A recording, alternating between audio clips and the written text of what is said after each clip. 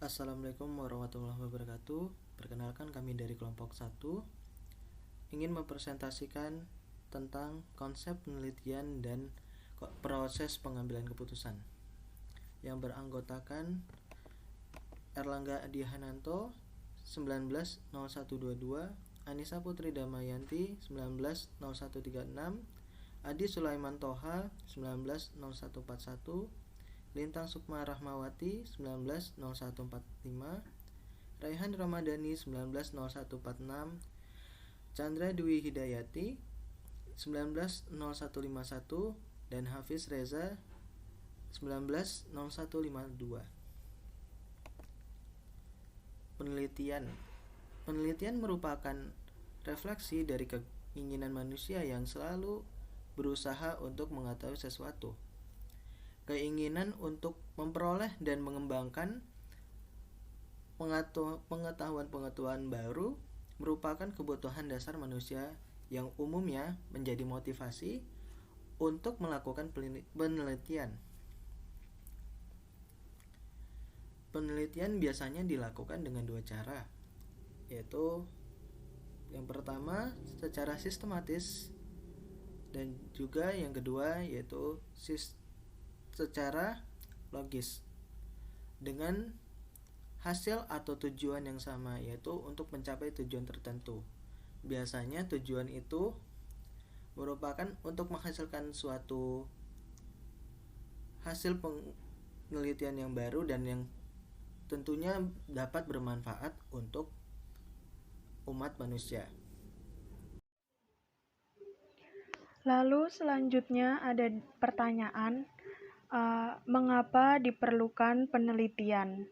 Ada beberapa alasan untuk menjawab pertanyaan ini. Yang pertama itu pengetahuan manusia yang sangat terbatas, sehingga banyak hal menimbulkan keraguan dan pertanyaan.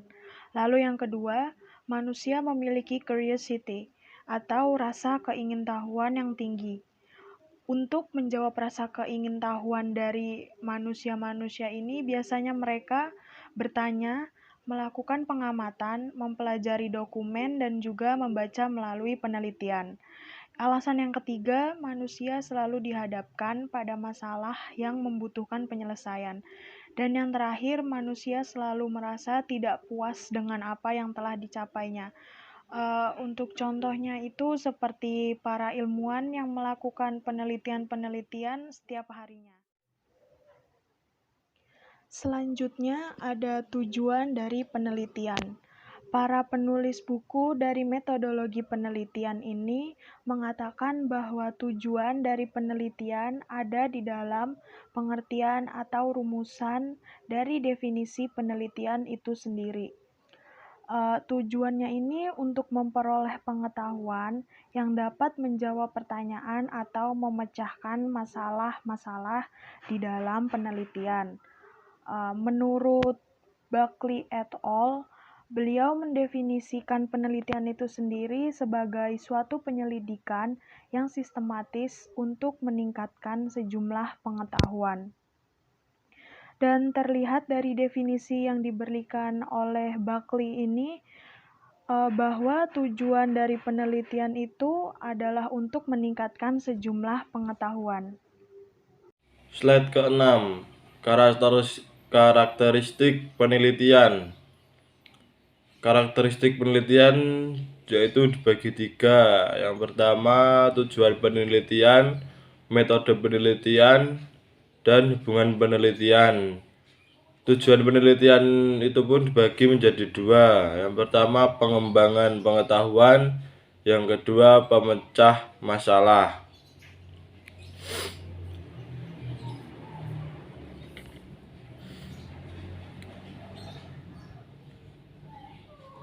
Karakteristik penelitian. Tujuan penelitian merupakan salah satu dari 3 karakteristik penelitian yang dikemukakan oleh Mardik. 2 karakteristik yang lain adalah metode-metode penelitian dan hubungan antara penelitian dengan ilmu gambar. Slide ke-7, tujuan penelitian. Yang pertama, untuk mengembangkan pengetahuan, yang kedua untuk memecahkan masalah atau menjawab pertanyaan penelitian. Seperti yang telah dikemukakan di muka, dapat dilihat dari dua sisi untuk mengembangkan pengetahuan dan untuk memecahkan masalah atau menjawab pertanyaan penelitian. Tujuan pertama dalam penelitian bisnis merupakan tujuan yang bersifat jangka panjang karena umumnya tidak terkait secara langsung dengan pemecahan masalah-masalah praktis. Tujuan kedua merupakan tujuan yang bersifat jangka pendek. Hasil penelitian yang lebih menekankan pada usaha pemecahan masalah-masalah praktis diperlukan untuk mempertimbangkan dalam pembuatan keputusan bisnis. Metode-metode penelitian yaitu pengetahuan yang mengkaji ketentuan mengenai metode yang digunakan dalam penelitian. Definisi di muka menyatakan bahwa penelitian merupakan usaha penyelidikan yang sistematis dan terorganisasi. Karena sistematis dan terorganisasi menunjukkan bahwa untuk mencapai tujuannya, penelitian menggunakan cara-cara atau prosedur tertentu yang diatur dengan baik. Metodologi penelitian berisi pengetahuan yang mengkaji ketentuan mengenai metode-metode yang digunakan dalam penelitian. Ilmu penelitian dan ilmu, yaitu penelitian merupakan kegiatan yang bertujuan untuk mengembangkan pengetahuan. Ilmu merupakan bagian dari pengetahuan yang memiliki kriteria tertentu. Penelitian merupakan kegiatan yang bertujuan untuk mengembangkan pengetahuan. Ilmu merupakan bagian dari pengetahuan yang memiliki kriteria tertentu. Dengan demikian, penelitian mempunyai hubungan yang erat dengan ilmu. Penelitian pada dasarnya merupakan operasional dan metode yang digunakan untuk memperoleh pengetahuan ilmiah yang dikenal dengan metode ilmiah. Garis besar proses penelitian. Proses penelitian yang pertama adalah masalah atau pertanyaan penelitian. Mencari sebuah masalah atau pertanyaan yang akan diteliti. Proses selanjutnya adalah menelaah teoritis atau telaah teoritis yang menghasilkan hipotesis. Proses selanjutnya adalah pengujian fakta. Pengujian fakta akan menghasilkan sebuah hasil, kemudian hipotesis dan hasil digabungkan atau disatukan yang akan menghasilkan sebuah kesimpulan dari sebuah penelitian tersebut. Syarat-syarat proses penelitian mencakup 4 proses. Yang pertama adalah merupakan penyelidikan sistematis terhadap masalah tertentu. Yang kedua ada menggunakan metode ilmiah. Yang ketiga, mengumpulkan bukti yang cukup dan representatif sebagai dasar untuk menarik sebuah kesimpulan. Dan yang terakhir adalah menggunakan penalaran logis dan tidak memihak kepada bias dalam menarik sebuah kesimpulan dalam penelitian. Kemudian ada desain penelitian, yaitu yang pertama ada pemilihan data, pengumpulan data, dan analisis data. Untuk yang pemilihan data yaitu berkaitan dengan penentuan jumlah dan jenis data yang diteliti. Peneliti dapat menggunakan seluruh data yang ada atau menggunakan sebagian data. Ada beberapa alasan dan teknik yang dapat digunakan oleh peneliti dalam pemilihan sampel, yaitu karakteristik sampel yang dipilih untuk diuji harus representatif dengan karakteristik populasi yang diwakilinya. Kemudian ada pengumpulan data, yaitu berkaitan dengan sumber dan cara untuk memperoleh data penelitian. Ada beberapa metode yang dapat digunakan oleh peneliti dalam pengumpulan data yang secara garis besar antara lain melalui metode observasi dan metode survei. Kemudian ada analisis data, yaitu hasilnya digunakan sebagai bukti yang memadai untuk menarik kesimpulan penelitian. Agar hasilnya memberikan bukti yang meyakinkan, umumnya peneliti harus menggunakan teknik statistik untuk menganalisis data dalam penelitian. Adapun teknik-teknik statistik yaitu Yang digunakan yaitu tergantung pada konteks jawaban atau pemecahan masalah yang diinginkan dalam penelitian. Kemudian ada langkah-langkah penelitian, yaitu yang pertama ada identifikasi masalah, yaitu upaya untuk mendefinisikan masalah yang ada dan membuat permasalahan tersebut dapat diukur dan diuji. Kemudian yang kedua ada rumusan masalah, yaitu berisi pertanyaan dan mengapa dan bagaimana terkait penelitian atau topik yang dibahas. Kemudian ada studi kepustakaan, yaitu pengumpulan data dengan melakukan penelaahan terhadap buku.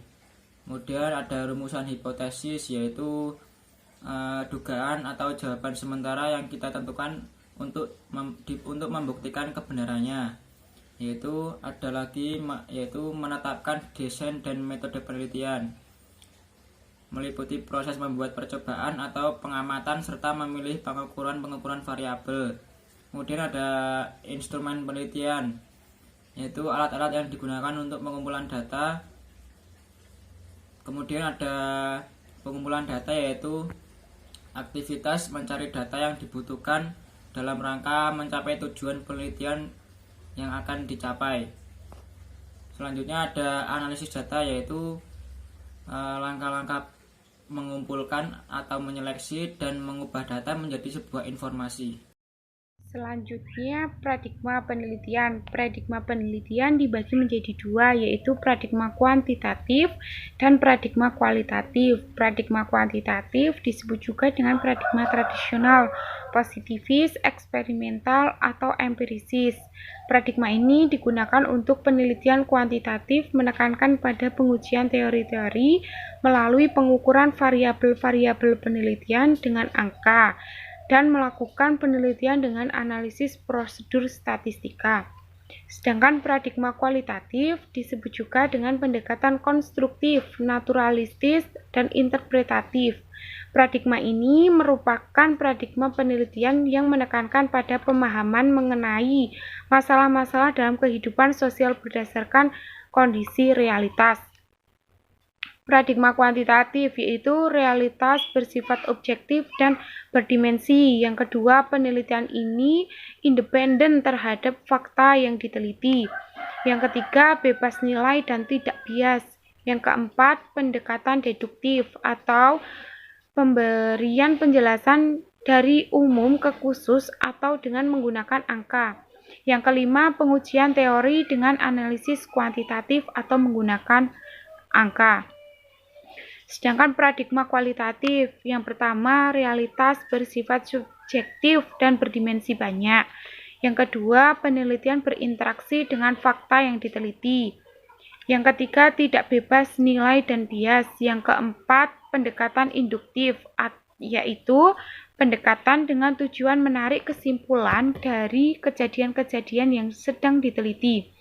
Yang kelima, penyusunan teori dengan analisis kualitatif, yaitu penyusunan teori dengan penjelasan. Yang selanjutnya adalah proses pengambilan keputusan. Proses pengambilan keputusan ini dibagi menjadi 4 menurut W.S. Newman. Yang pertama ada menentukan diagnosa dari masalah yang sebenarnya.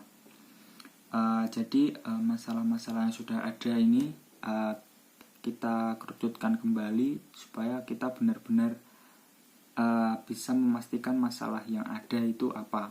Tuh. Yang kedua ada pikirkan satu atau lebih pemecahan yang baik. Jadi dalam memecahkan suatu masalah kita harus memiliki beberapa plan yang harus kita rencanakan terlebih dahulu. Misal harus ada plan A, plan B, dan plan C dan seterusnya. Yang ketiga ada proyeksikan dan bandingkan konsekuensi dari alternatif itu. Jadi kita harus membandingkan antara konsekuensi satu dengan konsekuensi lainnya supaya dapat menentukan konsekuensi mana yang harus kita pilih. Itu. Yang keempat adalah berilah penilaian perbedaan dari jumlah konsekuensi itu dan pilihlah langkah dan tindakannya. Jadi konsekuensi satu dengan konsekuensi lainnya itu berbeda, Jadi kita harus tahu bagaimana kita harus menilai dari semua perbedaan yang ada tersebut. Sekian dari kelompok kami, kurang dan lebihnya kami mohon maaf. Wassalamualaikum warahmatullahi wabarakatuh.